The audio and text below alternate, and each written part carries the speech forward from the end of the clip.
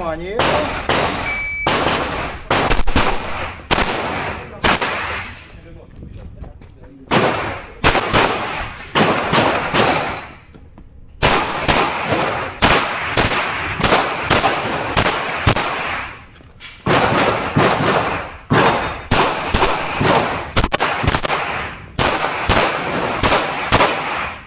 Если закончил, разрядить, показать.